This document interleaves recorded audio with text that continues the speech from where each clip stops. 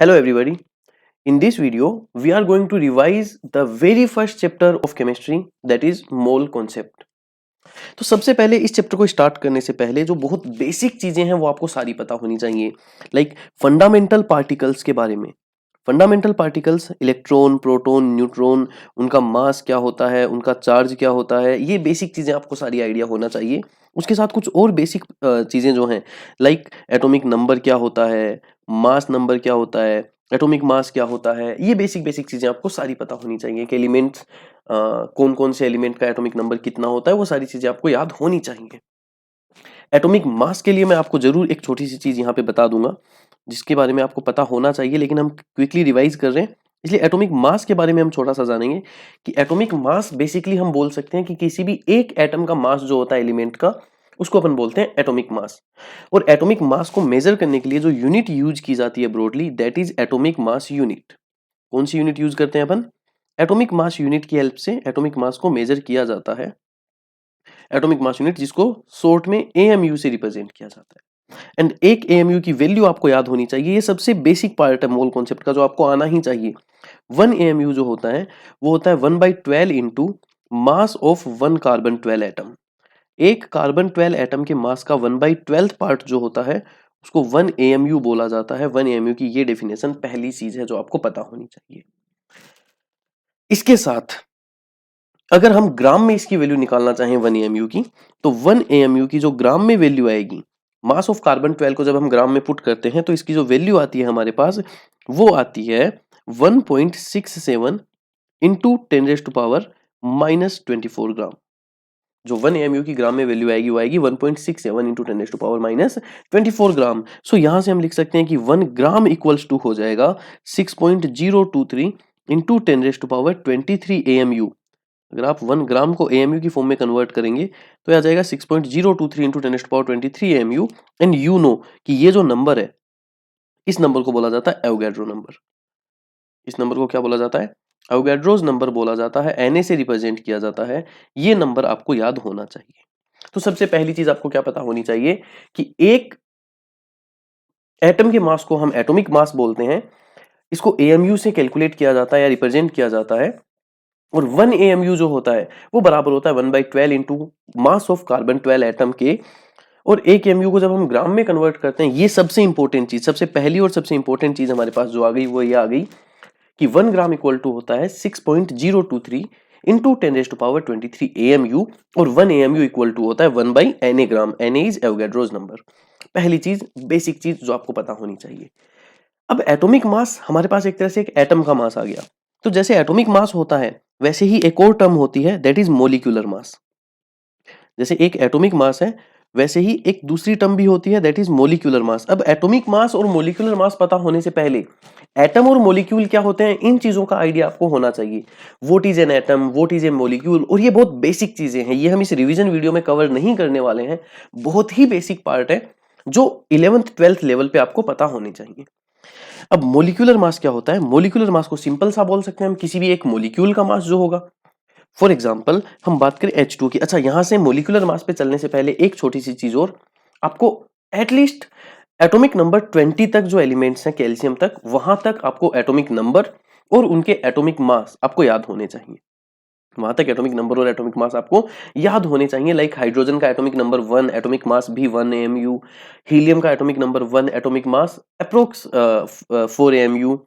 Actually atomic mass जो है वो आपका अप्रोक्स मास नंबर के बराबर आता है। अगर आप एएमयू में रिप्रेजेंट करते हैं तो पॉइंट में, फ्रैक्शन में थोड़ा सा ज्यादा होता है वो, लेकिन अप्रोक्स आपका मास नंबर के बराबर आएगा। तो अगर आपको number of proton plus number of neutron पता है कैल्शियम तक, तो आपको एटॉमिक मास आप आराम से याद है। अगर आपको याद नहीं है तो उस पर हमारा एक अलग से वीडियो है जिसमें हम एटॉमिक मास को याद करने की ट्रिक बताई है, आप उसको देखें, आपको एटॉमिक मास कैल्शियम तक याद हो जाएंगे।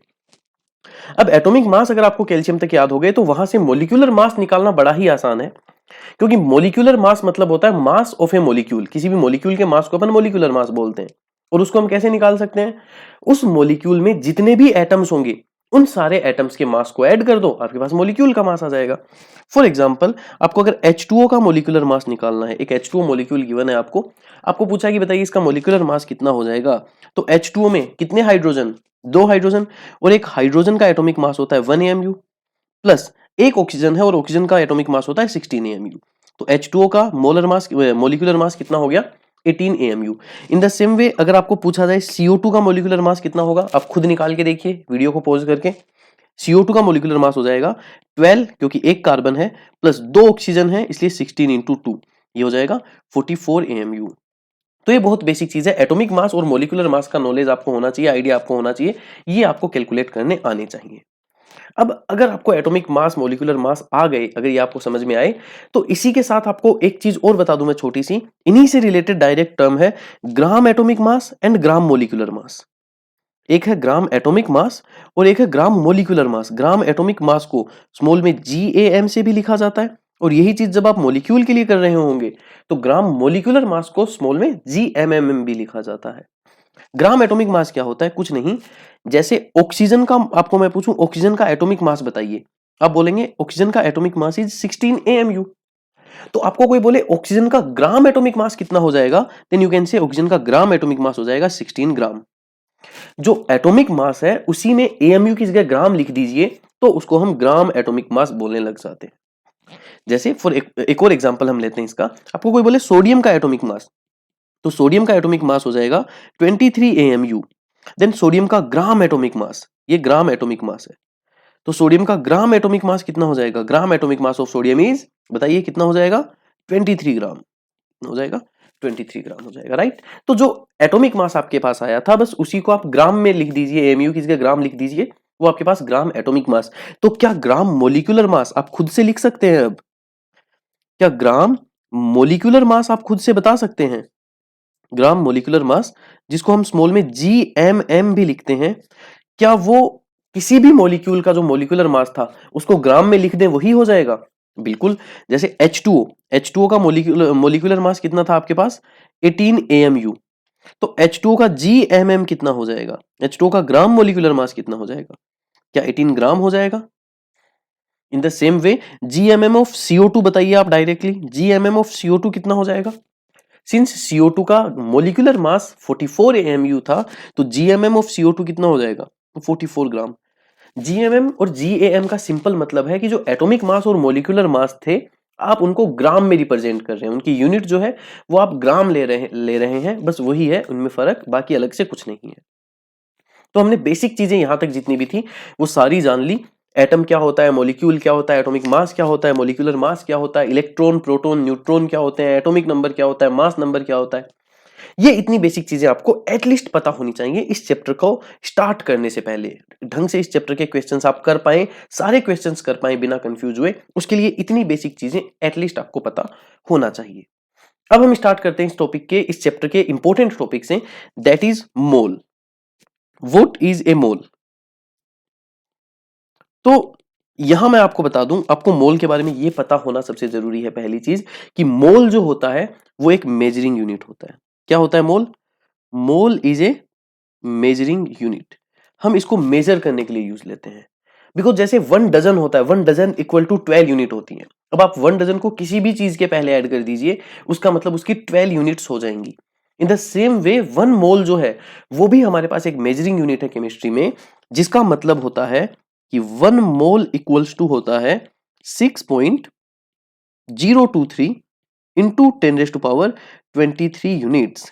आप एटम्स के पहले, मॉलिक्यूल्स के पहले, आयंस के पहले, किसी भी चीज के पहले अगर 1 मोल ऐड कर देंगे, इसका मतलब आप एक खास यूनिट्स को रिप्रेजेंट कर रहे हैं, और उन यूनिट्स का नंबर कितना होगा, 6.023 इंटू 10⁻23 यूनिट्स। सो जब भी आपको 1 मोल लिखा हुआ मिले किसी भी चीज का, आप समझ जाना कि उसकी इतनी यूनिट्स आपको गिवन है।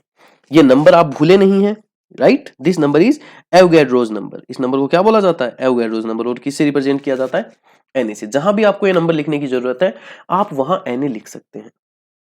लेकिन एक्चुअल में मोल डिफाइन कैसे हुआ होगा, वो जो टेक्निकल डेफिनेशन है वो आपके लिए यूजफुल नहीं होने वाली है क्वेश्चन सोल्व करने में, फिर भी आपको पता होना चाहिए। तो एक्चुअल में जो मोल होता है उसकी डेफिनेशन कुछ ऐसे है कि 1 mole is the amount of substance that contain as many entities or as many units as there are atoms in 12 gram of carbon 12। एक मोल किसी भी सब्सटेंस का वो अमाउंट है जिसमें इतनी यूनिट्स प्रेजेंट हो जितनी कार्बन 12 के 12 ग्राम में एटम प्रेजेंट होते हैं। कार्बन 12 के 12 ग्राम में जितने एटम होते हैं बस उसी क्वांटिटी को अपन एक मोल बोलते हैं। क्लियर? और वो कितने होते हैं? 6.023 इंटू 10⁻23 एटम्स होते हैं। That's why 1 mole equals to 6.023 into 10⁻23 units. Now जैसा मैंने आपको बताया कि 1 मोल को आप किसी के भी पहले यूज कर सकते हैं। लाइक अगर आप बोलते हैं कि there are 1 mole atoms, there are 1 mole atoms, तो इसका मतलब क्या हो गया? 6.023 इंटू 10⁻23 एटम्स।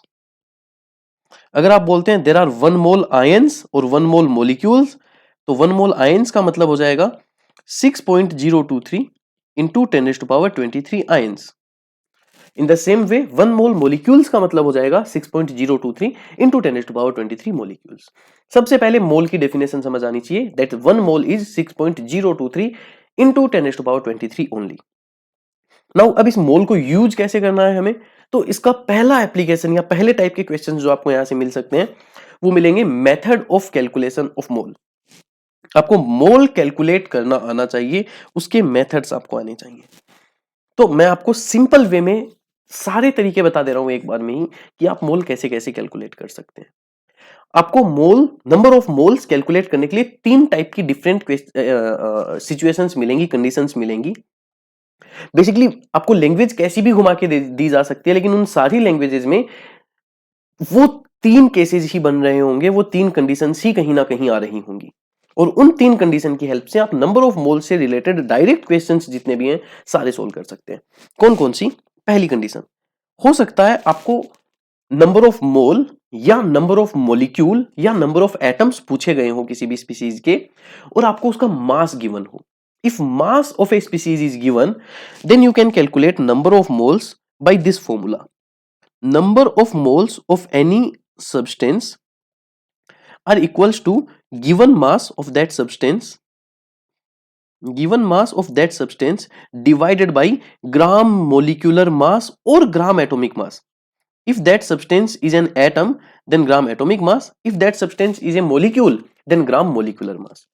अगर आप जो भी आपको उसका मास गिवन है, 10 ग्राम कोई एक सब्सटेंस का है, 50 grams of any other substance, या कुछ भी आपको मास गिवन है, उस गिवन मास को अगर आप उस मॉलिक्यूल के ग्राम मॉलिक्यूलर मास से, या अगर वो एक एटम है तो उसके ग्राम एटॉमिक मास से डिवाइड कर देते हैं, तो आपके पास उसके नंबर ऑफ मोल्स आ जाएंगे। फॉर एग्जाम्पल अगर आपको दिया जाए कि there are 46 gram of sodium, sodium atom का एक सैंपल है सोडियम एटम्स का जिसका मास 46 ग्राम है, तो बताइए उसमें नंबर ऑफ मोल्स कितने हो जाएंगे। So now you know that कि सोडियम का ग्राम एटॉमिक मास 23 ग्राम होता है। आपको मास गिवन है 46 और सोडियम का ग्राम एटॉमिक मास है 23, तो मोल्स कितने हो जाएंगे? Given mass is 46 gram, given mass is 46 gram, while gram atomic mass of sodium is 23। तो सोडियम के 46 ग्राम सैंपल में उसके कितने नंबर ऑफ मोल्स होंगे? 2 नंबर ऑफ मोल्स होंगे। ये आप पहला तरीका यूज कर सकते हैं कि अगर आपको कभी मास गिवन हो और उससे आपको number of moles find out करने हो। दूसरा तरीका, नंबर ऑफ मोल्स आपको फाइंड आउट करने हो सकते हैं जब आपको उसके नंबर ऑफ यूनिट्स गिवन हो, नंबर ऑफ मॉलिक्यूल गिवन हो किसी के, नंबर ऑफ एटम्स गिवन हो, नंबर ऑफ आयंस गिवन हो, और उससे आपको मोल निकालना हो। तो in that case also you know that 1 mole units equals to 6.023 into 10⁻23, that is Na units, right? तो नंबर ऑफ मोल्स, क्या गिवन नंबर ऑफ यूनिट्स, क्या given number of units, units मतलब कुछ भी हो सकता है अब यहाँ पे, है ना, एटम्स, मॉलिक्यूल, उनको अगर हम Na से यानी 6.023, मैं कंप्लीट लिख देता हूं यहाँ पे, 6.023 इंटू 10⁻23 से डिवाइड कर दें, तो क्या हमारे पास नंबर ऑफ मोल्स नहीं आ जाएंगे? बिल्कुल आ जाएंगे। आप गिवन नंबर ऑफ यूनिट्स को 6.023 इंटू 10⁻23 से डिवाइड कर दीजिए, आपके पास नंबर ऑफ मोल्स आ जाएंगे। अच्छा, यहीं से अगर मोल दे के आपको मास पूछे तो भी आप ऊपर वाला फॉर्मूला यूज कर सकते हैं कि आप ग्राम मोलिकुलर मास या ग्राम एटॉमिक मास से मल्टीप्लाई कर दीजिए नंबर ऑफ मोल्स को, आपके पास उस स्पीसीज का या उस सैंपल का मास आ जाएगा। अगर आपको मोल्स गिवन हो और उसमें आपको नंबर ऑफ यूनिट्स पूछे, तो आप कुछ मत कीजिए, उन नंबर ऑफ मोल्स को आप मल्टीप्लाई कर दीजिए एवोगैड्रोस नंबर से, आपके पास नंबर ऑफ यूनिट्स आ जाएंगी इन दैट सैंपल। और तीसरा केस जो गैसियस सैंपल्स के लिए यूज किया जाता है कि अगर आपको किसी गैस का वॉल्यूम दे रखा हो, if volume of gas at STP is given, then number of mole जो हो जाएंगे उस गैसियस सैंपल में, number of moles in a gaseous sample whose volume is given at HTP, the number of moles equal to volume of that gas, volume of gas at HTP। ये चीज याद रखना कि ये फॉर्मूला सिर्फ gases के लिए ही एप्लीकेबल होगा और सिर्फ HTP पे ही एप्लीकेबल होगा, डिवाइडेड बाय 22.4। यहां पे आपको दो अलग अलग चीजें मिलेंगी। कुछ बुक्स में इसको 22 पॉइंट या कुछ क्वेश्चंस के लिए यहां 22.7 भी यूज होता है, बिकॉज 22.7 भी पहले यूज किया जाता था, और कुछ में 22.4 भी यूज होता है। आपको मोस्टली 22.4 ही यूज करना है, लेकिन अगर कहीं पे वॉल्यूम ऑफ गैस 22.7 का कंप्लीट मल्टीपल आ रहा हो, इन दैट केस आप यहां पे 22.7 भी पुट कर सकते हैं, volume of gas divided bye 22.7। Otherwise the correct definition is divided by 22.4। ये तीन फॉर्मूलाज हैं जिनकी हेल्प से आप मोल कहीं से भी कैलकुलेट कर सकते हैं। किसी भी गिवन इंफॉर्मेशन से आप मोल, और मोल से कोई भी दूसरी चीज आप कैलकुलेट कर सकते हैं। अगर आपको किसी सैंपल का मास गिवन है, नंबर ऑफ मोल पूछे हैं, मास को डिवाइड कर दीजिए ग्राम एटॉमिक मास या मॉलिक्यूलर मास से। अगर आपको number of atoms, number of molecules, number of ions given है, उनमें आपको नंबर ऑफ मोल पूछे हैं, आप डिवाइड कर दीजिए 6.023 इंटू 10⁻23 से। और अगर आपको volume of gas at STP given है, उसको आप डिवाइड कर दीजिए 22.4 से, आपके पास नंबर ऑफ मोल्स आ जाएंगे। और अगर नंबर ऑफ मोल्स देके आपको कुछ और पूछते हैं तो वो भी आप कर सकते हैं। एक छोटी सी इंफॉर्मेशन मैं यहां आगे बढ़ने से पहले दे दूं कि एसटीपी और एनटीपी से बच्चे बहुत कंफ्यूज रहते हैं। तो एसटीपी और एनटीपी में जो डिफरेंस है यहां पे मोल कॉन्सेप्ट के लिए हम जो मान के चलेंगे, वो सिर्फ डिफरेंस इन प्रेशर है। एट एसटीपी हम जो प्रेशर मानते हैं वो 1 बार प्रेशर होता है, और at NTP the pressure is 1 ATM pressure. जब प्रेशर 1 एटीएम प्रेशर हो उसको हम बोलते हैं STP. Sir what is temperature? Temperature is obviously 0 degree Celsius लेके चलेंगे हम। 0 degree Celsius that means 273.15 kelvin temperature, और 1 बार प्रेशर को बोला जाता है STP, and 0 degree Celsius and 1 ATM pressure को बोला जाता है एनटीपी। एंड मोल कॉन्सेप्ट के लिए हम इन दोनों को ऑलमोस्ट इक्वल मान के चलते हैं। There is no difference in STP and NTP for mole concept only. Okay, so this is basic information कि मोल क्या होता है और मोल हम कैलकुलेट कैसे कैसे कर सकते हैं। जो भी चीजें गिवन इंफॉर्मेशन हमें होंगी उनसे हम मोल कैसे कैलकुलेट कर सकते हैं। अब मोल के क्वेश्चंस के बारे में थोड़ा और बताने से पहले एक छोटी सी चीज और मोल के रिलेटेड जो बची हुई है वो कवर करते हैं, उसके बाद मैं आपको कुछ इंफॉर्मेशन देता हूं। That is molar mass. That is molar mass. Molar mass क्या होता है? हमने एटॉमिक मास देखा, हमने मोलिकुलर मास देखा, अब हम देखने वाले हैं मोलर मास की what is this molar mass. Molar mass होता क्या है? तो मोलर मास सिंपली डिफाइन है, नाम से ही पता चल रहा है, जैसे एटॉमिक मास के नाम से पता चल रहा है that is mass of an atom, वैसे ही मोलिकुलर मास से पता चल रहा है कि मास ऑफ ए मोलिक्यूल, वैसे ही मोलर मास से भी हमें पता चल रहा है molar mass, mass of 1 mole of any sample. किसी भी सैंपल में अगर 1 मोल यूनिट्स प्रेजेंट है तो उसके मास को अपन क्या बोलेंगे? मोलर मास बोलेंगे। तो मोलर मास के लिए हम सिंपली क्या बोल सकते हैं? मास ऑफ 1 मोल। किसी भी स्पीसीज के 1 मोल के मास को हम मोलर मास बोलते हैं। जैसे मैं आपको इसमें थोड़ा बताऊं चीजें आगे, तो एटॉमिक मास ऑफ ऑक्सीजन कितना होता है? एटॉमिक मास ऑफ ऑक्सीजन कितना होता है इन एएमयू? आप कहेंगे 16 एएमयू। तो मोलर मास ऑफ ऑक्सीजन कितना हो जाएगा? तो मोलर मास ऑफ ऑक्सीजन कितना हो जाएगा? नाउ एक एटम का मास अगर 16 एएमयू है तो एक मोल में कितने ऑक्सीजन एटम होंगे? Na oxygen atom, right? एक मोल में कितने ऑक्सीजन एटम्स होंगे? Na oxygen atoms. और एक ऑक्सीजन का मास है 16 एएमयू, तो क्या एक मोल का मास हो जाएगा 16 इंटू NaAMU, राइट? और क्या NaAMU को आप 1 ग्राम लिख सकते हैं? क्या NaAMU को आप 1 ग्राम लिख सकते हैं? बिल्कुल लिख सकते हैं। तो मास कितना आ गया? 16 ग्राम आ गया। ऑक्सीजन का मोलर मास आपके पास कितना आ गया? 16 ग्राम। क्या ये ऑक्सीजन के ग्राम एटॉमिक मास के बराबर ही नहीं है? जी हां। आप किसी भी एटम के लिए या आप किसी भी मॉलिक्यूल के लिए कैलकुलेट करके देखिए, जो मोलर मास होगा molar mass of that species, वो आपका उसके ग्राम एटॉमिक मास अगर एटम है तो, और ग्राम मोलिकुलर मास अगर मोलिक्यूल है तो के बराबर आएगा। अगर आप एक मॉलिक्यूल के लिए कैलकुलेट कर रहे हैं तो उसका मोलर मास उसके ग्राम मोलिकुलर मास के बराबर आएगा, और अगर आप एक एटम के लिए कैलकुलेट कर रहे हैं तो उसका मोलर मास उसके ग्राम एटॉमिक मास के इक्वल आएगा। यहां से आप याद रख सकते हैं कि जो उनका ग्राम एटॉमिक मास या मोलिकुलर मास था वही उनका मोलर मास भी होता है। फॉर एग्जांपल CO2 का मोलर मास कितना हो जाएगा? 44 ग्राम। फॉर एग्जांपल H2O का मोलर मास कितना हो जाएगा? 18 ग्राम्स। फॉर एग्जांपल CO का मोलर मास कितना हो जाएगा? 32 ग्राम्स। आप किसी के लिए भी निकाल सकते हैं। Sorry 28 grams for CO, it is 28 grams. तो आप किसी भी मॉलिक्यूल या किसी भी एटम के लिए जो उसका एटॉमिक मास या मॉलिक्यूलर मास आ रहा है उसी को ग्राम में रिप्रेजेंट कर दीजिए, वो उसका मोलर मास हो जाएगा। तो अगर मोलर मास ग्राम एटॉमिक मास के या ग्राम मॉलिक्यूलर मास के बराबर आ रहा है तो यहां से मोल को एक और तरीके से डिफाइन किया गया है कि 1 mole can also be written as 1 gram atoms,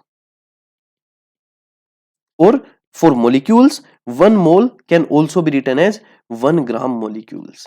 ये बहुत कॉमन मिस्टेक है जो स्टूडेंट्स करते हैं क्वेश्चन सोल्व करते टाइम, और जिसका आपको आइडिया होना चाहिए कि 1 मोल को 1 ग्राम एटम्स और 1 ग्राम मोलिक्यूल भी लिखा जा सकता है। अच्छा, ये गिवन मास नहीं है। There is a difference in given mass and given moles. कैसे, देखिए मैं आपको एग्जांपल से समझाता हूं, आप अच्छे से समझ पाएंगे इसको। There may be two type of question. एक क्वेश्चन की दो टाइप की लैंग्वेज हो सकती है। एक आपको गिवन है कि there are 12 grams of carbon atoms, there are 12 grams of carbon atoms, okay. And इसी क्वेश्चन एक क्वेश्चन आपको इस लैंग्वेज में गिवन है, there are there are 12 gram atoms of carbon, there are 12 gram atoms of carbon. पहले वाले में आपको जो ग्राम लिखा हुआ है वो सिर्फ ग्राम है, 12 ग्राम ऑफ कार्बन एटम। इसका मतलब ये आपको कार्बन का क्या गिवन है? मास गिवन है। इस क्वेश्चन में कार्बन का क्या गिवन है? मास गिवन है। और आपको पूछा नंबर ऑफ मोल कैलकुलेट कीजिए, तो क्या फर्स्ट क्वेश्चन में number of moles of carbon जो आएंगे वो हो जाएंगे given mass divided by what is gram atomic mass of carbon, that is 12 ग्राम। तो 12/12, सो नंबर ऑफ मोल्स कितने आ जाएंगे? In first question, number of mole of carbon atoms are 1 because 12 gram carbon atom में आपको number of मोल बताने हैं, and 12 gram carbon atom उसका मास है, तो मास को आप ग्राम एटॉमिक मास से डिवाइड कर दीजिए। लेकिन जो दूसरा क्वेश्चन है उसमें आपको 12 ग्राम के साथ ही एटम्स लिखा हुआ है, ग्राम और एटम एक साथ लिखे हुए हैं, 12 ग्राम एटम्स ऑफ कार्बन। तो ग्राम एटम का मतलब आप समझ जाएंगे, 1 ग्राम एटम मतलब क्या होता है? 1 मोल। तो ग्राम एटम जो है ये मास नहीं गिवन इस बार, ये मोल्स गिवन है। तो सेकंड में डायरेक्ट आपका आंसर क्या आ जाएगा? 12 मोल्स, बिकॉज 1 ग्राम एटम को ही 1 ग्राम मोल 1 मोल बोलते हैं। क्लियर? तो ये बहुत बेसिक चीज है, बहुत बेसिक मिस्टेक्स है जो कई बार बच्चे कर देते हैं कि ग्राम एटम को मास मान लेते हैं और उसके हिसाब से सोल्व करते हैं। नहीं, ग्राम एटम मतलब मोल गिवन है आपको उसका। दूसरी चीज, हमें कब, जैसे ऑक्सीजन अगर हमें क्वेश्चन में गिवन है ऑक्सीजन, तो उसको ऑक्सीजन एटम लें या O2 मॉलिक्यूल लें। कई जगह उसको ऑक्सीजन लिखा होता है, कई जगह उसको O2 लिखा होता है। तो याद रखिए, अगर ऑक्सीजन लिखा हुआ है या फिर ऑक्सीजन गैस लिखा हुआ है, इन दोनों केस में आप उसको O2 लेंगे। अगर सिर्फ ऑक्सीजन लिखा हुआ है और ऑक्सीजन गैस लिखा हुआ है, ऑक्सीजन गैस लिखा हुआ है, इन दोनों केस में आप उसको क्या लेंगे? O2। तो सर सिर्फ O कब लेंगे? सिर्फ O तभी लेंगे जब ऐसे स्पेसिफाई किया हुआ हो कि ऑक्सीजन एटम्स। अच्छा, ऑक्सीजन मॉलिक्यूल्स लिखे हुए हो तो भी ऊपर वाला। जब ऑक्सीजन एटम लिखा हुआ होगा सिर्फ तभी आप उसको इंडिविजुअल एटम लेंगे, अदरवाइज जिस फॉर्म में वो नेचर में एग्जिस्ट करता है वैसे हमें लेना पड़ेगा। Is that clear? अगर नाइट्रोजन, नाइट्रोजन गैस या नाइट्रोजन मॉलिक्यूल बोला जाता है देन इट इज N2, और अगर नाइट्रोजन एटम बोला जाता है then it is N। Okay, for helium He2 मत ले लेना, बिकॉज हीलियम एक नोबल गैस है, इनर्ट गैस है, वो He की फॉर्म में ही एग्जिस्ट करती है। तो अब आपको जितने भी क्वेश्चन मिलेंगे इसमें वो सारे ऐसे ही मिलेंगे। उनमें आपको मास गिवन होगा, उससे नंबर ऑफ मोल पूछे जा सकते हैं, नंबर ऑफ एटम्स पूछे जा सकते हैं, नंबर ऑफ मॉलिक्यूल्स पूछे जा सकते हैं, नंबर ऑफ प्रोटॉन्स पूछे जा सकते हैं, number of electrons, number of neutrons पूछे जा सकते हैं। अगर ये बेसिक चीजें आपको क्लियर हुई तो आप इनसे रिलेटेड सारे क्वेश्चन बड़े आराम से सोल्व कर पाएंगे। ठीक है जी। अब ये तो बात हो गई हमारी मोल कैसे कैलकुलेट कर सकते हैं और मोलर मास क्या होता है जब आपको एक ही टाइप के एटम्स या मॉलिक्यूल्स किसी सैंपल में गिवन हो। लेकिन इसी मोलर मास को हमें कई बार मिक्सचर के लिए भी कैलकुलेट करना पड़ सकता है। जैसे अगर आपको किसी एक बीकर में एक से ज्यादा नंबर ऑफ गैसेस गिवन हो या एक से ज्यादा नंबर ऑफ सैंपल्स गिवन हो और उन सबके मिक्सचर का आपको मोलर मास पूछा जाए, देन उस मोलर मास को अपन बोलते हैं average molar mass. That molar mass is known as average molar mass. तो किसी भी सैंपल का अगर आपको एवरेज मोलर मास कैलकुलेट करना है तो पहली चीज तो वो तभी कैलकुलेट करना पड़ेगा जब एक से ज्यादा नंबर ऑफ सैंपल्स, एक से ज्यादा नंबर ऑफ गैसेस या एक से ज्यादा नंबर ऑफ सब्सटेंसेस उसमें प्रेजेंट होंगे। और उस केस में भी आपको दो अलग अलग टाइप से क्वेश्चन गिवन हो सकता है।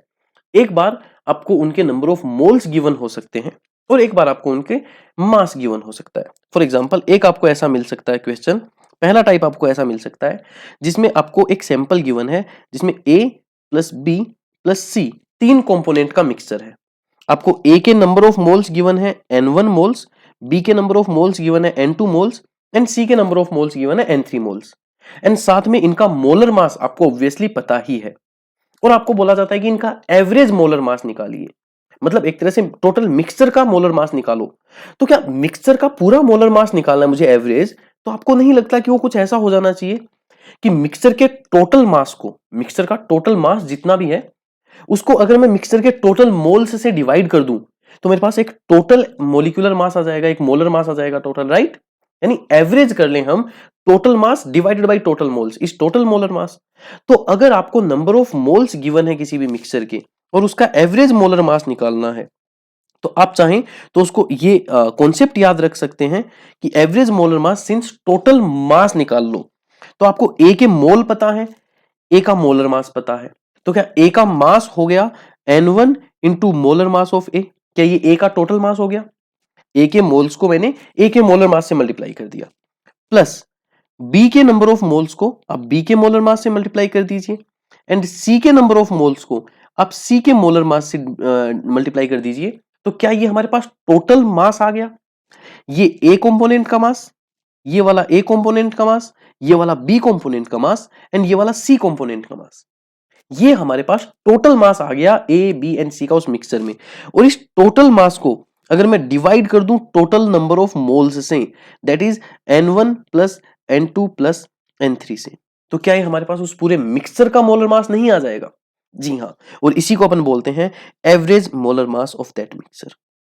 तो आप चाहें तो इस ट्रिक से याद रख सकते हैं या आप डायरेक्ट फॉर्मूला याद रख सकते हैं कि जब भी आपको एक मिक्सचर में एक से ज्यादा कंपोनेंट्स के नंबर ऑफ मोल्स अगर गिवन है तो मॉलिक्यूलर एवरेज मोलर मास आप निकाल सकते हैं N1 into M1 plus N2 into M2 plus N3 into M3 divided by N1 plus N2 plus N3।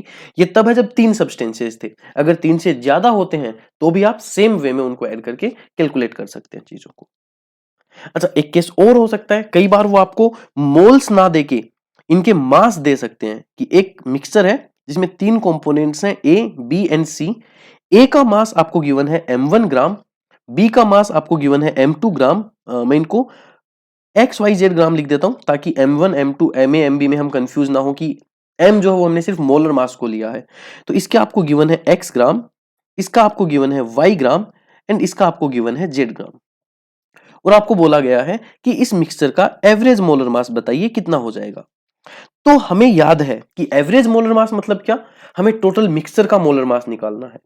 और टोटल मिक्सचर का मोलर मास जो है वो क्या वही नहीं हो जाना चाहिए कि टोटल मास ले लो मिक्सचर का, उसको डिवाइड कर दो टोटल मोल्स से।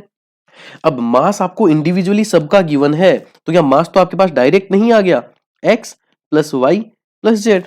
ये लीजिए, ये हमारे पास टोटल मास आ गया मिक्सचर का। इसको डिवाइड करना टोटल मोल्स से।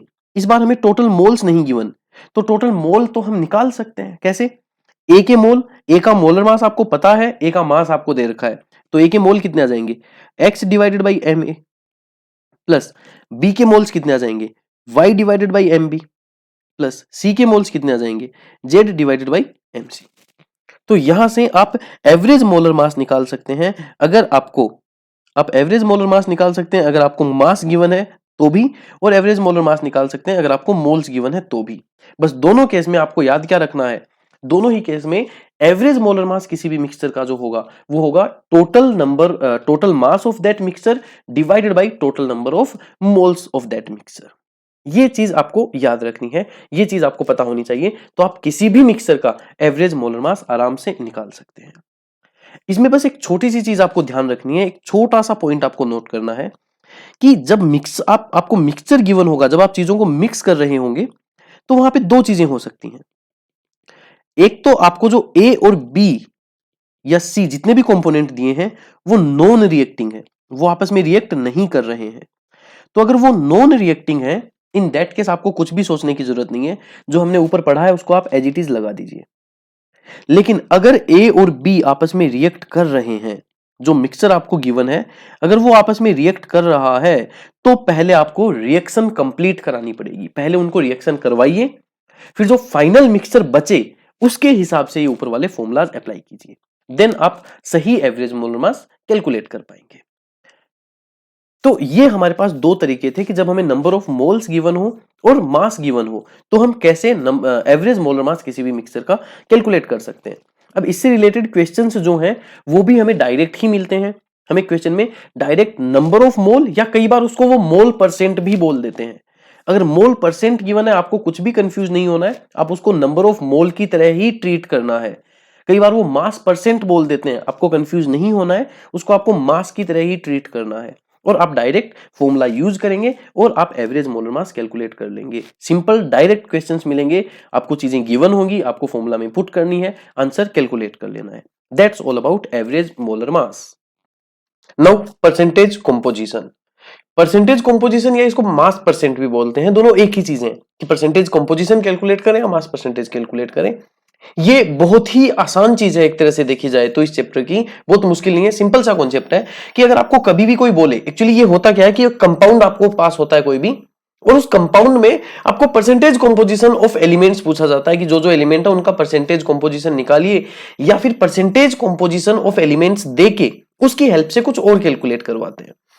तो अगर आपको कोई कंपाउंड गिवन है और उसका परसेंटेज कंपोजिशन आपको पूछा है तो याद रखना परसेंटेज कंपोजिशन सिर्फ वो पार्ट है उस कंपाउंड का वो पार्ट जो उस एलिमेंट के मास ने ले रखा है, उसी को एक तरह से उसका परसेंटेज कंपोजिशन बोलते हैं। कैसे, मान लीजिए एक एग्जांपल से, डायरेक्ट इसमें थ्योरी के लिए ज्यादा कुछ है नहीं, मैं डायरेक्ट एग्जांपल से बताता हूं।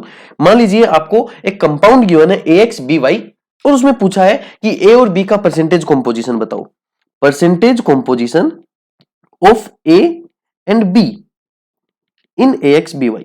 AXBY में आपको A का और B का परसेंटेज कंपोजिशन पूछा गया है। तो सिंपल सा आप क्या करेंगे कि A का टोटल कितना फ्रैक्शन ऑफ मास हो गया, वो फ्रैक्शन उसको 100 से मल्टीप्लाई कर दीजिए, वो परसेंटेज। B का कितना फ्रैक्शन ऑफ मास हो गया इस कंपाउंड में, उसको 100 से मल्टीप्लाई कर दीजिए, वो B का परसेंटेज कंपोजिशन। कैसे, परसेंटेज कंपोजिशन ऑफ A अगर आप निकालेंगे वो हो जाएगा इस कंपाउंड में A का कितना मास है, तो आप क्या करेंगे, A के टोटल नंबर ऑफ एटम्स कितने हैं X इंटू एक A के एटम का मास कितना होता है, या फिर मैं बोलूं मोलर मास ऑफ A कितना होता है, राइट। एंड इसको डिवाइड कर दीजिए इस कंपाउंड का टोटल मास कितना है, क्योंकि हमें तो फ्रैक्शन निकालना है। तो क्या मैं लिख सकता हूं, नीचे आ जाएगा GMM of AXBY, right, gram molecular mass, या आप इसको मोलर मास भी बोल सकते हैं, एक ही बात है। और इसको मल्टीप्लाई कर दीजिए किससे, 100 से। किसी भी एटम का या किसी भी एलिमेंट का परसेंटेज कंपोजिशन अगर आपको निकालना है किसी कंपाउंड में, तो उस एटम का टोटल मास डिवाइडेड बाई उस कंपाउंड का टोटल मोलर मास या टोटल मास इनटू 100। ऐसे ही अब आप बताइए जरा, अगर आपको परसेंटेज कंपोजिशन ऑफ बी पूछा जाए इसमें तो वो कितना हो जाएगा।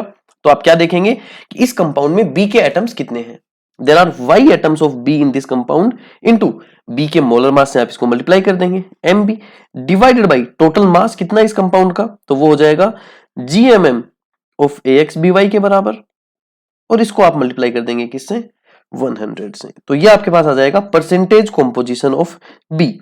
इस तरह से आप किसी भी एटम के लिए, किसी भी कंपाउंड के किसी भी एलिमेंट के लिए आसानी से परसेंटेज कंपोजिशन कैलकुलेट कर सकते हैं। अगर अपन एक यूनिवर्सल फॉर्मूला बनाना चाहें कि सर एक ऐसा फॉर्मूला जो किसी पे भी काम कर जाए, तो आप क्या लिख सकते हैं, मास परसेंट या परसेंटेज कंपोजिशन एक ही बात है, ऑफ एलिमेंट, किसी एलिमेंट का अगर आपको मास परसेंट या परसेंटेज कंपोजिशन निकालना है तो क्या हो जाएगा, उस जिस एलिमेंट की आप बात कर रहे हैं उस एलिमेंट के नंबर ऑफ एटम्स उस कंपाउंड में कितने हैं इनटू उसका ग्राम एटॉमिक मास, जिसको आप मोलर मास बोल रहे हैं।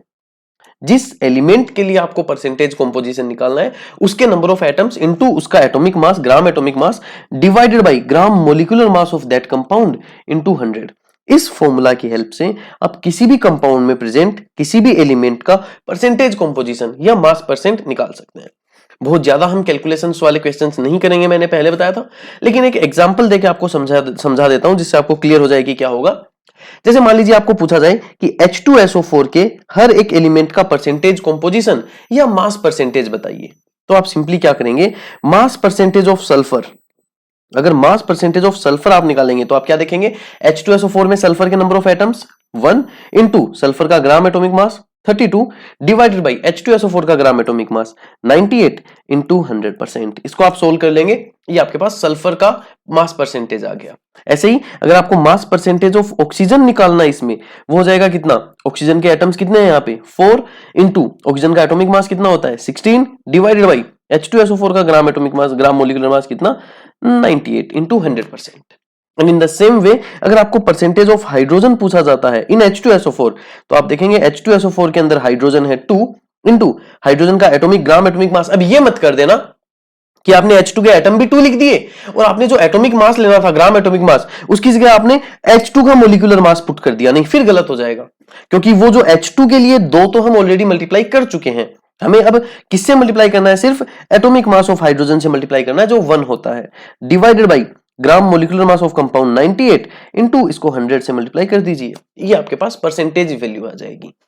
सो इन दिस वे आप किसी भी एलिमेंट का जो किसी कंपाउंड में प्रेजेंट है उसका परसेंटेज कंपोजिशन या मास परसेंटेज इजीली कैलकुलेट कर सकते हैं। अब इस पे आपको कैसे भी क्वेश्चंस मिल सकते हैं, मास परसेंटेज देके टोटल मास पूछ सकते हैं, टोटल मास देके मास परसेंटेज पूछ सकते हैं, या किसी भी टाइप से, बस आपको ये चीजें ध्यान रखनी है। अगर इतनी चीजें आपको ध्यान है तो आप आराम से परसेंटेज कंपोजिशन डायरेक्ट कैलकुलेट कर पाएंगे।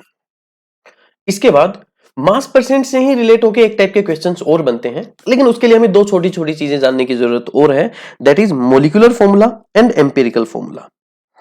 तो मास परसेंटेज से रिलेटेड एक और टाइप के क्वेश्चन पढ़ने से पहले हम पढ़ने वाले हैं molecular formula and empirical formula.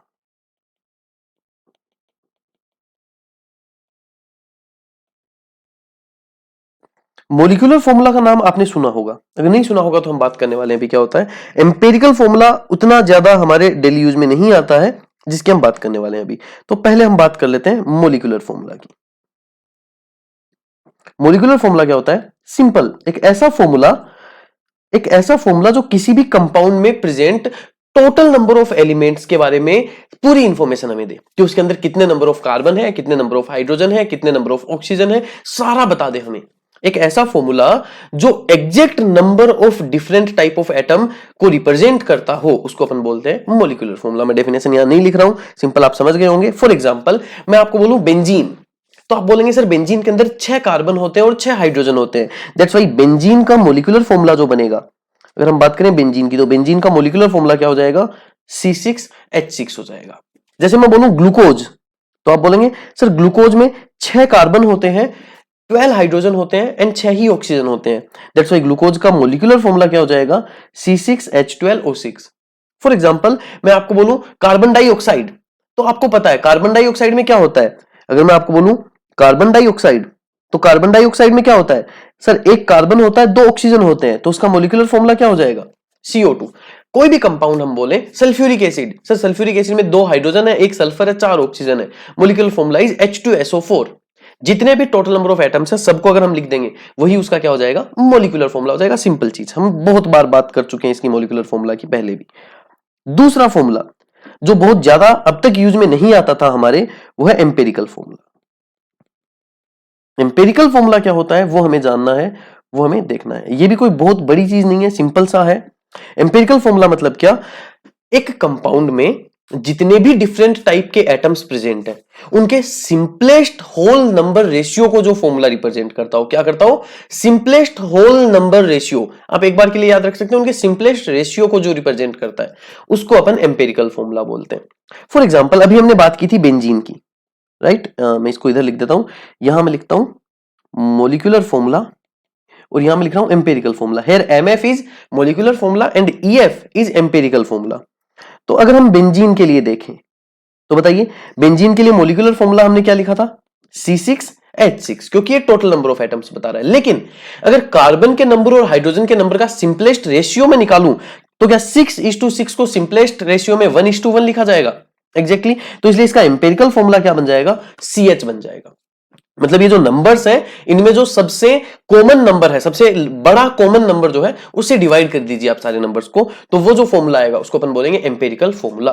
6 common आ रहा है ना, 6 कॉमन आके कैंसिल आउट, CH बच गया सिर्फ। जैसे हमने अभी बात की थी ग्लूकोज की, ग्लूकोज का क्या था, C6H12O6। तो इसका रेशियो क्या आएगा, 6:12:6 और तीनों चीजें 6 से कैंसिल आउट हो रही हैं। दैट मीन सिंपलेस्ट रेशियो क्या बच जाएगा, 1:2:1। तो ये हो जाएगा CH2O।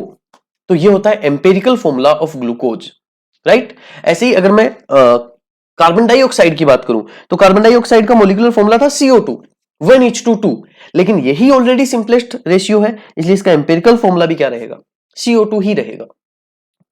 तो यहां से एक चीज तो हमें क्लियर हो गई कि अगर टोटल नंबर ले रहा हूं तो मोलिकुलर फॉर्मूला, अगर सिंपलेस्ट रेशियो ले लेंगे तो एम्पेरिकल फॉर्मूला। मोलिकुलर फॉर्मूला और एम्पेरिकल फॉर्मूला सेम भी हो सकते हैं, अलग अलग भी हो सकते हैं, लेकिन अगर आप एम्पेरिकल फॉर्मूला में जो नंबर्स हैं उसको किसी एक कांस्टेंट से मल्टीप्लाई कर देंगे तो हमेशा मोलिकुलर फॉर्मूला बन जाएगा, और वो कांस्टेंट एक यूनिक वैल्यू ही होगा। जैसे CH को अगर मैंने 4 से मल्टीप्लाई कर दिया तो वो बेंजीन नहीं बनेगा, फिर वो कुछ और ही बन जाएगा, राइट। CH को जब मैं कांस्टेंट 6 से मल्टीप्लाई करूंगा तब CH is empirical formula of benzene. CH को जब आप 6 से मल्टीप्लाई करेंगे तभी वो बेंजीन के मोलिकुलर फॉर्मूला में कन्वर्ट होगा, राइट। तो किसी भी कंपाउंड के एम्पेरिकल फॉर्मूला को उसके मोलिकुलर फॉर्मूला में कन्वर्ट किया जा सकता है by multiplying a fix constant value, right. तो इसलिए मैं कह सकता हूं कि किसी भी कंपाउंड के मोलिकुलर फॉर्मूला और एम्पेरिकल फॉर्मूला में जो रिलेशन होता है वो एक कांस्टेंट का होता है। अगर आप एम्पेरिकल फॉर्मूला को एक कांस्टेंट वैल्यू n से मल्टीप्लाई कर देंगे तो वो मोलिकुलर फॉर्मूला में कन्वर्ट हो जाएगा। सर इस n को हम कैलकुलेट कैसे कर सकते हैं, क्योंकि अभी हमने देखा कि वो एक फिक्स वैल्यू होनी चाहिए। जैसे CH को अगर 6 के अलावा किसी और से मल्टीप्लाई करोगे तो वो बेंजीन नहीं बनेगा, तो यानी बेंजीन बनाने के लिए तो n की वैल्यू मेरे पास 6 ही आनी चाहिए ना। तो किसी अननोन कंपाउंड के लिए हम कैसे पता कर सकते हैं, हम देखेंगे अभी किस टाइप से क्वेश्चंस मिल सकते हैं जिससे हमें यूज आएगा ये। लेकिन एक चीज याद रखना हमेशा कि ये जो n की वैल्यू आपको कैलकुलेट करनी है ये हमेशा बराबर आ जाएगी किसके, देखिए क्या n को मैं लिख सकता हूं कि मोलिकुलर फॉर्मूला, जैसे इसके लिए देखिए आप पहले, इसका मोलिकुलर फॉर्मूला है C6H6, इसका मोलिकुलर फॉर्मूला है CH। तो अगर आप इसका मोलर मास निकालेंगे तो वो कितना आएगा, 612 प्लस 678, और इसका कितना आएगा, इसका आएगा 12 + 1 13। तो क्या इनमें जो रेशियो आया मोलिकुलर मास और एम्पेरिकल फॉर्मूला के मास में वो क्या 6 का आया, बिल्कुल है ना, 6 का रेशियो आया। और क्या इस मोलिकुलर फॉर्मूला और एम्पेरिकल फॉर्मूला में भी 6 का ही रेशियो है, एग्जैक्टली। ऐसे ही आप ग्लूकोज के लिए देखिए, अगर आप ग्लूकोज के लिए देखेंगे तो क्या ग्लूकोज के लिए जो मोलर मास आएगा वो आपके पास 180 आएगा, आपको पता है। अगर आप इसको सोल्व करके देखेंगे तो कितनी आएगी वैल्यू, 180।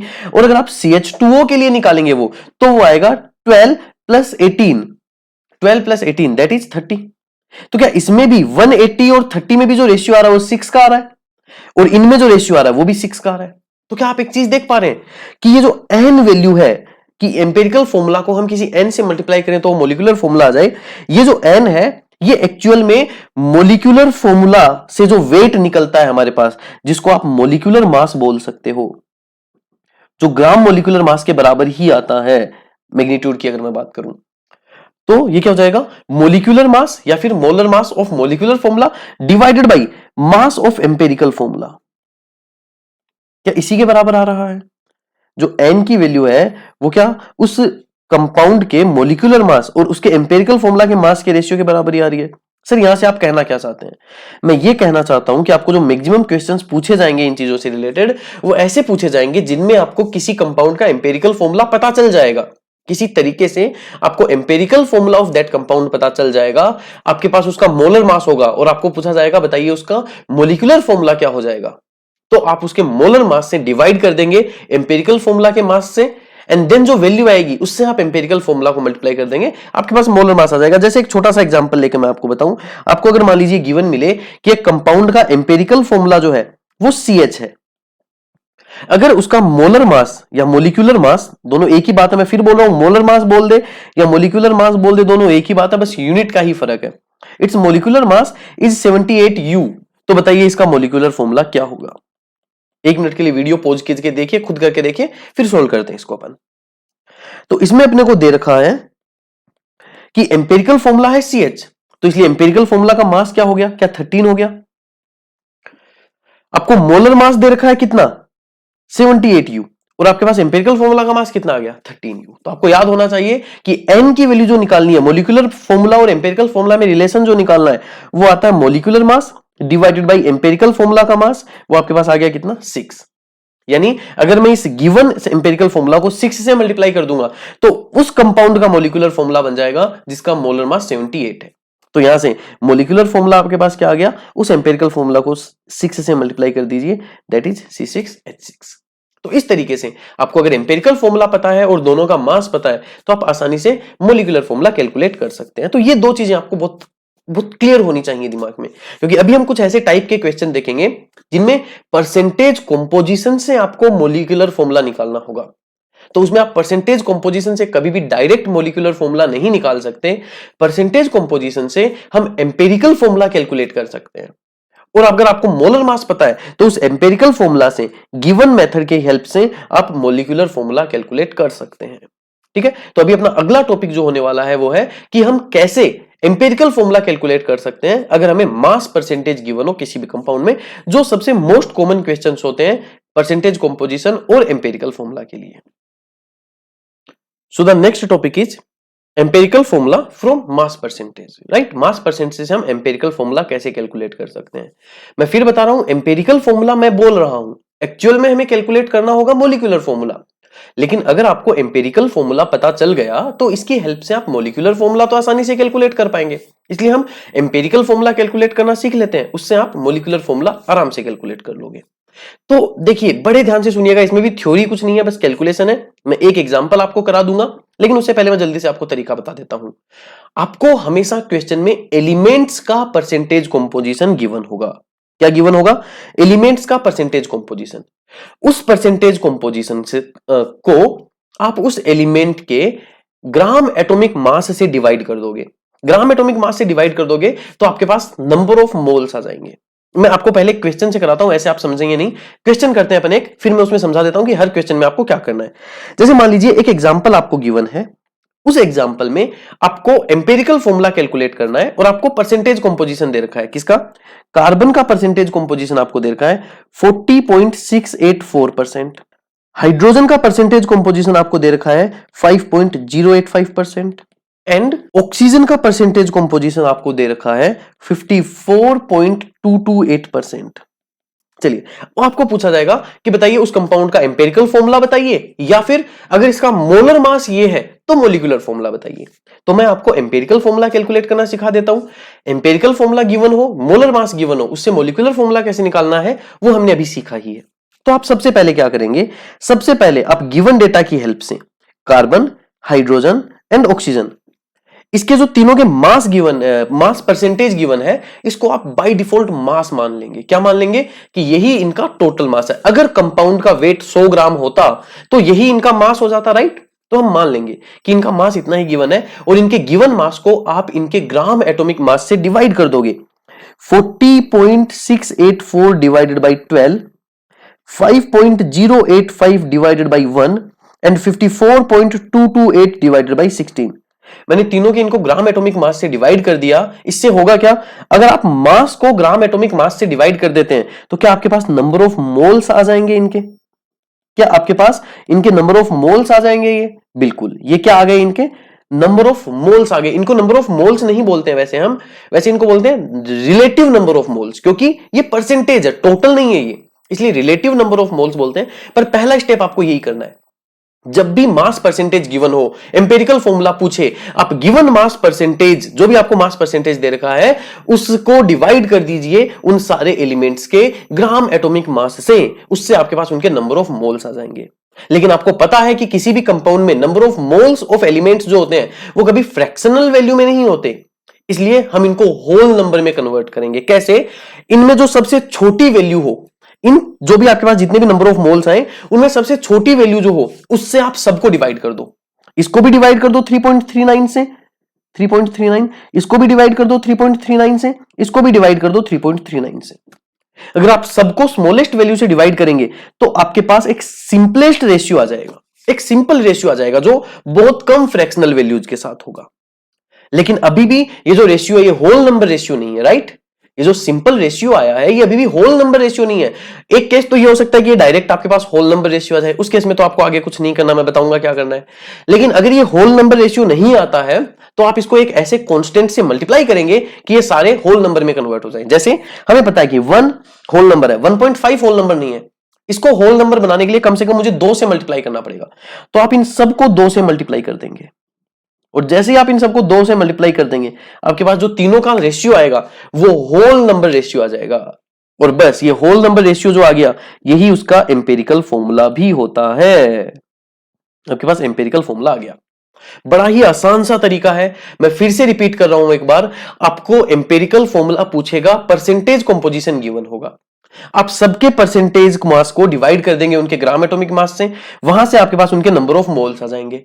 उन नंबर ऑफ मोल्स में अगर डायरेक्ट होल नंबर्स आ गए तब तो वही एम्पिरिकल फॉर्मूला बन गया, उनको लिख दो बस उनके एटम्स के नीचे। अगर वो एक कॉम्प्लेक्स रेशियो बन रहा है, सारी ही फ्रैक्शनल वैल्यूज आ रही हैं, तो उनमें जो स्मॉलेस्ट नंबर जो है उससे आप सबको डिवाइड कर दीजिए, उससे आपके पास या तो डायरेक्ट होल नंबर रेशियो आ जाएगा तो उसको एटम्स के नीचे लिख दो। अगर अभी भी होल नंबर रेशियो नहीं आता है बल्कि एक सिंपल रेशियो ही आ जाता है तो उस सिंपल रेशियो को एक ऐसे इंटीजर से या एक ऐसे कांस्टेंट से मल्टीप्लाई कर दो कि सब लोग होल नंबर में कन्वर्ट हो जाए। वही बन गया आपके पास एम्पिरिकल फॉर्मूला। अब मान लीजिए आपको इस क्वेश्चन में गिवन होता कि उस कंपाउंड का मोलिकुलर मास जो है या मोलर मास जो है, उस कंपाउंड का मोलर मास जो है वो आपको मान लीजिए गिवन है कि 118 ग्राम है। कितना है? 118 ग्राम। तो बताओ उस कंपाउंड का फॉर्मूला क्या होगा? तो आप क्या करेंगे, आप उसके एम्पिरिकल फॉर्मूला आपके पास आ गया है, मोलर मास आपको पता है कि अगर हम n की वैल्यू कैलकुलेट कर लें और उस n को मल्टीप्लाई कर दें इस एम्पिरिकल फॉर्मूला से तो हमारे पास मॉलिक्यूलर फॉर्मूला आ जाएगा। और n की वैल्यू कैसे कैलकुलेट की जा सकती है सर? मॉलिक्यूलर मास को या मोलर मास को डिवाइड कर दीजिए एम्पिरिकल मास से। n की वैल्यू कितनी आ गई? मोलर मास आपके पास हो गया 118 ग्राम, डिवाइडेड बाई एम्पिरिकल मास अगर आप निकालेंगे तो ये हो गया 24 प्लस 3 प्लस 32 दैट इज 59। तो अगर आप 59 से इसको डिवाइड कर देंगे तो n की वैल्यू आपके पास आ गई 2। अगर n की वैल्यू 2 आ गई तो ये वो कंपाउंड जिसका मोलर मास 118 ग्राम है उसका मॉलिक्यूलर फॉर्मूला जो आ जाएगा वो इसको 2 से मल्टीप्लाई कर दीजिए, वो आ जाएगा C4H6O4। इस तरह से आप गिवन परसेंटेज कंपोजिशन से एम्पिरिकल फॉर्मूला भी कैलकुलेट कर सकते हैं, मॉलिक्यूलर फॉर्मूला भी कैलकुलेट कर सकते हैं। इन तीनों चीजों को मिला के एक इंपॉर्टेंट क्वेश्चन बनता है, पूछा जा सकता है। आपको परसेंटेज कंपोजिशन गिवन होके एम्पिरिकल फॉर्मूला या मॉलिक्यूलर फॉर्मूला पूछा जा सकता है, या फिर जो हमने पहले सीखा था कि मॉलिक्यूलर फॉर्मूला देके आपको परसेंटेज कंपोजिशन पूछ सकते हैं। दोनों ही तरीके के क्वेश्चन अगर आते हैं और अगर आपको ये वाली चीजें समझ में आई तो आप बड़ी ही आसानी से उनको सोल्व कर सकते हैं। अब एक छोटा सा टॉपिक और बचता है हमारे पास, that is relative density of gas and vapour density of a gas. ये दो छोटे छोटे टॉपिक्स हैं जो मोल कॉन्सेप्ट से रिलेट करके पूछ लिए जाते हैं। Relative density of a gas and vapour density. तो पहले मैं आपको रिलेटिव डेंसिटी बता दूं। रिलेटिव डेंसिटी किसी एक गैस की नहीं होती। रिलेटिव डेंसिटी हमेशा किसी एक गैस की डेंसिटी किसी दूसरे गैस की डेंसिटी के रेस्पेक्ट में होती है, राइट? किसी एक गैस की डेंसिटी को अगर किसी दूसरे गैस की डेंसिटी के साथ कंपेयर करें अपन तो उसको बोलते हैं रिलेटिव डेंसिटी। फॉर एग्जांपल अगर मैं बोलूं कि किसी एक गैस की रिलेटिव डेंसिटी निकालनी है मुझे तो उसकी रिलेटिव डेंसिटी हो जाएगी, अगर आपको रिलेटिव डेंसिटी निकालनी है तो उसका फॉर्मूला हो जाएगा density of gas 1 divided by density of gas 2। इसको आप बोलेंगे relative density of gas 1 with respect to gas 2, right? इसको हम क्या बोलेंगे? Relative density of gas 1 with respect to gas 2। And आगे हम गैसियस स्टेट चैप्टर में सीखेंगे कि जो डेंसिटी ऑफ ए गैस होती है वो उसके मोलर मास के डायरेक्टली प्रोपोर्शनल होती है। Density of a gas is directly proportional to its molar mass, तो इसलिए हम relative density of a gas को लिख सकते हैं कि relative density of a gas है वो बराबर हो जाएगी मोलर मास ऑफ गैस 1, जिसको मैं MW लिख रहा हूं, molecular weight of gas 1 divided by molecular weight of gas 2।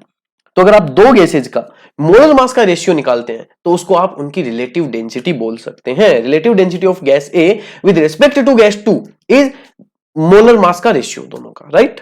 And ऐसे ही एक और डेंसिटी होती है छोटी सी, वेपर डेंसिटी। वेपर डेंसिटी आपके आगे भी काफी चैप्टर्स में यूज आने वाली है, इसलिए वेपर डेंसिटी आपको अच्छे से क्लियर होनी चाहिए, वेपर डेंसिटी आपको अच्छे से आनी चाहिए। क्या होती है vapour density? Relative density of any gas with respect to hydrogen gas. अगर आप हाइड्रोजन गैस के रेस्पेक्ट में रिलेटिव डेंसिटी निकालने लग जाएंगे तो उसको अपन क्या बोलेंगे? वेपर डेंसिटी बोलेंगे। तो क्या मैं बोल सकता हूं कि किसी भी गैस की वेपर डेंसिटी जो है, किसी भी गैस की वेपर डेंसिटी जो है वो बराबर हो जाएगी डेंसिटी ऑफ दैट गैस, जिस गैस की आप बात कर रहे हैं उसकी density, right, divided by density of H2 बोल सकते हैं हम, क्योंकि ये रिलेटिव डेंसिटी ही तो है। जिस गैस की भी आप वेपर डेंसिटी निकाल रहे हैं उसकी डेंसिटी को आप डिवाइड कर दीजिए हाइड्रोजन गैस की डेंसिटी से।